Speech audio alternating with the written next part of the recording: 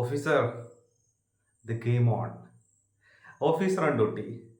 ജിത്തു അഷ്റഫ് സംവിധാനം ചെയ്ത നമ്മുടെ കുഞ്ചാക്കോ ബോബന്റെ ഏറ്റവും പുതിയ സിനിമയാണ് ഓഫീസർ ഓൺ ഡ്യൂട്ടി എന്ന് പറയുന്നത്.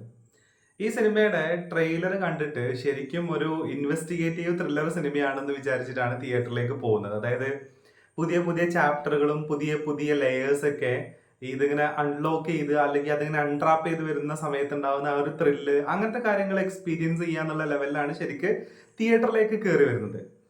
തിയേറ്ററിൽ പോയി പടം കണ്ടു തുടങ്ങുമ്പോഴാണ് അങ്ങനത്തെ ഒരു സാധനം ഇത് വേറെ ലെവലിൽ നിൽക്കുന്ന ഒരു അന്യമായ സാധനം നമ്മുടെ മുന്നിലേക്ക് എടുത്തു വെച്ച് തരുന്നത്. അപ്പോൾ അങ്ങനത്തെ ഒരു സിനിമയാണ് ഇത്, ഈ ഓഫീസേഴ്സ് ഓൺ ഡ്യൂട്ടി എന്ന് പറയുന്ന സിനിമ. ഇതിന്റെ ഇതിന്റെ ഒരു പ്രത്യേകത എന്താണെന്ന് ചോദിച്ചു കഴിഞ്ഞാൽ, ഇതിനകത്ത് കുഞ്ചാക്കോ ബോബന്റെ ക്യാരക്ടർ എന്ന് പറയുന്നത് ഭയങ്കര അരഗന്റ് ആയിട്ടുള്ള ഒരു പോലീസ് ഓഫീസറാണ്. അപ്പോൾ ഇതിനകത്ത് അരഗൻസ് കൊണ്ടും അദ്ദേഹത്തിന്റെ ഒരു, നമ്മളിങ്ങനെ പറയല്ലോ, കണ്ണ് മൂക്കില്ലാത്ത ചെയ്തത് കൊണ്ടൊക്കെയുള്ള കാരണങ്ങൾ കൊണ്ട് പ്രൊമോട്ട് ചെയ്യപ്പെട്ടിട്ടുള്ള ഒരു ഒരു ഒരു പോലീസ് ഓഫീസറാണ് ഇതിനകത്ത് കുഞ്ചാക്കോ ബോബൻ എന്ന് പറയുന്നത്. അപ്പൊ ആ അരഗൻസിലൂടെ തന്നെയാണ് ശരിക്കും സിനിമ സ്റ്റാർട്ട് ചെയ്യുന്നത്. ആ അരഗൻസും ആ ഒരു മറ്റൊരാളോട്, അല്ലെങ്കിൽ കോമൺ ആയിട്ടുള്ള ഒരു മനുഷ്യനോടല്ല, പ്രതികളോട് അല്ലെങ്കിൽ കുറ്റം ചെയ്ത ആൾക്കാരോട് ഒരു മയവും ഇല്ലാണ്ട് പെരുമാറുന്ന ഒരു ഓഫീസറായിട്ടാണ് ഇതിനകത്തുള്ളത്. അപ്പൊ അത് വെച്ചിട്ട് തന്നെയാണ് ഈ ഒരു സിനിമ ശരിക്കും തുടങ്ങുന്നത്. അപ്പോൾ ഇങ്ങനെ അരഗൻസ് ഉള്ള, അല്ലെങ്കിൽ പേഴ്സണൽ ലൈഫിൽ സംഭവിച്ചിട്ടുള്ള വേറെ കുറെ കാരണങ്ങൾ കൊണ്ട് ആ അരഗൻസ് കുറച്ച് കൂടുതലായിട്ടുള്ള ഒരു മനുഷ്യനായിട്ടാണ് ഇതിനകത്ത് നമ്മുടെ കുഞ്ചാക്കോ ബോബൻ വരുന്നത്, പോലീസ് ഓഫീസറായിട്ട് വരുന്നത്. അപ്പൊ അങ്ങനെ പോകുന്ന ഒരു സിനിമയാണിത്. ഈ സിനിമയുടെ ഒരു പ്രത്യേകത, നേരത്തെ പറഞ്ഞ പോലെ തന്നെ ട്രെയിലർ കണ്ടു കഴിഞ്ഞാൽ ഒരു ഇൻവെസ്റ്റിഗേറ്റീവ് ത്രില്ലർ ആണെന്ന് നമുക്ക് തോന്നുകയും, എന്നാൽ അങ്ങനെ ഒരു ഇൻവെസ്റ്റിഗേറ്റീവ് ത്രില്ലർ അല്ലാത്ത ഒരു കുറച്ചും കൂടെ ഇമോഷണൽ സാധനമുള്ള ഒരു സിനിമ കൂടിയാണ് ഈ ഓഫീസർ ഓൺ ഡ്യൂട്ടി എന്ന് പറയുന്നത്.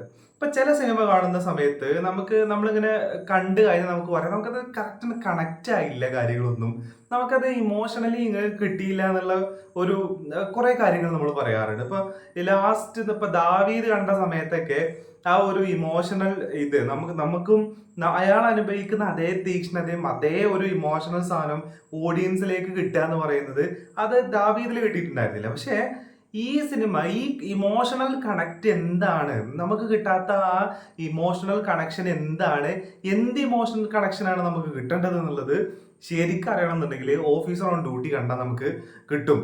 അതായത് അയാൾ പോയിക്കൊണ്ടിരിക്കുന്ന ആ ഒരു അവസ്ഥയുണ്ടല്ലോ, ഈ അരഗന്റ് ആയിട്ടുള്ള പോലീസ് ഓഫീസർ പേഴ്സണൽ ലൈഫിൽ ഉണ്ടായിട്ടുള്ള കുറെ ട്രാജഡി കൊണ്ടും കൂടെയാണ് അയാൾ അങ്ങനെ ആവുന്നത്. അപ്പൊ ആ ട്രാജഡി നമ്മുടെയും കൂടെ ട്രാജഡി ആവുകയും അയാൾ പോയിക്കൊണ്ടിരിക്കുന്ന ആ ഒരു ഒരു ഒരു ഒരു കാര്യം എന്ന് പറയുന്നത് നമ്മുടെയും കൂടെ ആവുകയും ചെയ്യുമ്പോഴാണ് നമുക്ക് ഭയങ്കര ഇമോഷണലി നമുക്കത് കണക്ട് ആവുന്നത്. അപ്പോൾ എൻ്റെ കൂടെ ഈ സിനിമ കാണാൻ വേണ്ടിയിട്ട് വന്നിട്ടുള്ള ആൾക്കാർക്ക് ഇത് ഇമോഷണലി കണക്റ്റ് ആയി എന്നുള്ളതിൻ്റെ ഏറ്റവും ഒരു ഉദാഹരണമായിട്ട് എനിക്ക് കിട്ടിയ ഒരു സാധനം, ഇയാൾ പോയിക്കൊണ്ടിരിക്കുന്ന ഒരു അവസ്ഥയുണ്ട്, ആ അവസ്ഥയ്ക്ക് കാരണക്കാരായിട്ടുള്ള കുറച്ച് ആൾക്കാരുണ്ട്. അവരെ കൈ കിട്ടുന്ന സമയത്ത് ക്ലൈമാക്സിലേക്ക് വരുന്ന സമയത്തുള്ള അടിയുണ്ട്. ആ അടി തന്നെ നമുക്ക് മനസ്സിലാവും അയാളുടെ ഇമോഷൻ, അയാളുടെ ആ സാധനം ഓഡിയൻസിലേക്കും കൂടെ കറക്റ്റ് സാധനം ട്രാൻസ്ഫർ ആയിട്ടുണ്ട് എന്നുള്ളത് ആ ആ ഒരു അറ്റ്മോസ്ഫിയറിൽ നമുക്ക് ഇരിക്കുമ്പോൾ അത് കിട്ടും. പിന്നെ ഇതിനകത്ത് ക്ലൈമാക്സിലേക്ക് വരുന്ന സമയത്ത് ഫൈറ്റ് ഉണ്ട്. ഈ ഫൈറ്റ് ഒക്കെ ഭയങ്കര രസമാണ് കേട്ടോ അത് കാണാൻ. നമുക്ക് ഭയങ്കര സാറ്റിസ്ഫൈ ആയിട്ടുള്ള ഫൈറ്റാണ് ക്ലൈമാക്സിലേക്ക് വരുന്ന സമയത്ത് നമുക്ക് കിട്ടുന്നത്. ഇതിനകത്ത് നോട്ടീസ് ചെയ്തൊരു സാധനം, അപ്പൊ നമുക്ക് സിനിമയിലാണെന്നുണ്ടെങ്കിലും റിയൽ ലൈഫിലാണെന്നുണ്ടെങ്കിലും നമ്മളൊരു ഒരു ഒരു ജനറൽ പൊളിറ്റിക്സ് അല്ലെങ്കിൽ ഒരു ഒരു ജനറൽ ബാലൻസിനെ നമ്മൾ കീപ്പ് ചെയ്യും അല്ലേ. ഇപ്പോൾ ഒരു സ്ത്രീ കഥാപാത്രം വരികയാണെന്നുണ്ടെങ്കിൽ, ഇപ്പോൾ ഒരു സ്ത്രീ കഥാപാത്രം വേറൊരാളെ ആക്രമിക്കാൻ പോവുകയോ അല്ലെങ്കിൽ അയാളെ ആയുധം എടുത്ത് പരിക്കേൽപ്പിക്കാൻ വേണ്ടിയിട്ട് ശ്രമിക്കുകയോ ചെയ്യുന്ന സമയത്ത് ചില സിനിമകൾ മാർക്കോനെ മാറ്റി നിർത്തിയാല് ചില സിനിമയിൽ അവരെ തള്ളി മാറ്റുക അല്ലെങ്കിൽ അയാളെ ഒരു അടിയിൽ ഒതുക്കുക ചെയ്യും എന്നുള്ളതാണ്. പക്ഷെ ജീവന് ത്രെട്ടായിട്ട് വരുന്ന സമയത്ത് നമ്മുടെ ഫാമിലിനെ അല്ലെങ്കിൽ നമ്മുടെ തൊടുന്ന സമയത്ത് നമ്മൾ അവിടെ ജെൻഡർ എന്ന് പറയുന്ന ആ സാധനത്തിനെ നോക്കൂല. അത് നോക്കാത്ത രീതിയിലുള്ള ഫൈറ്റാണ് ക്ലൈമാക്സിലേക്ക് വരുന്ന സമയത്തൊക്കെ ഇതിനകത്തുള്ളത്.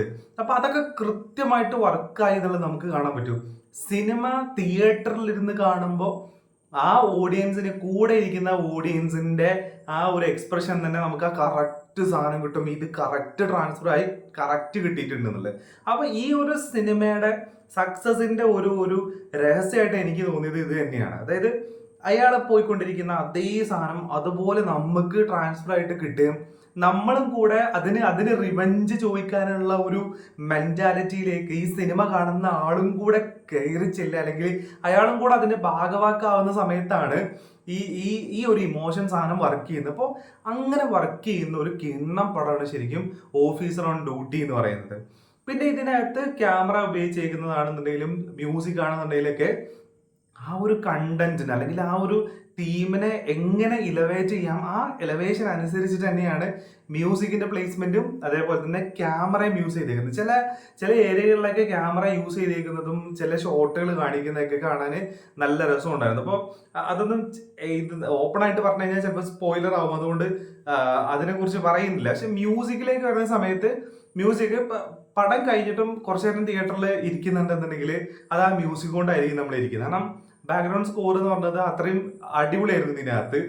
ചില സമയത്തൊന്നും നമ്മൾ ഇങ്ങനെ സെപ്പറേറ്റ് ചെയ്ത് നമ്മൾ കാണൂല, ബാക്ക്ഗ്രൗണ്ട് സ്കോർ ആണ് അല്ലെങ്കിൽ ഇപ്പൊ ഇത് വേറെ സീൻ പോയിക്കൊണ്ടിരിക്കുകയാണെന്നുള്ളത് നമുക്ക് തോന്നൂല. കാരണം ഇതിന്റെ ഒരു ബ്ലെൻഡ് ഉണ്ടല്ലോ, ഇതിന്റെ ഒരു ഇന്റർപ്ലേ എന്ന് പറയുന്നത് ഭയങ്കര ബ്യൂട്ടിഫുൾ ആയിരുന്നു ഈ സിനിമക്കകത്ത്. എന്നും വളരെ നോട്ടീസ് ചെയ്തൊരു കാര്യമായിരുന്നു. ചില സമയത്ത് ഇതിങ്ങനെ മ്യൂസിക്കിനെ കയറി നിൽക്കും, അപ്പോൾ സീനൊന്ന് ആ ഒരു സീനൊന്ന് കുറച്ച് ഡൗൺ ആവും, അങ്ങനത്തെ ഒരു ഏറ്റക്കുറച്ചിലുണ്ടാവും, ഇംബാലൻസ് ചില സമയത്ത് ചില സിനിമകളിലൊക്കെ നമുക്ക് കാണാൻ പറ്റും.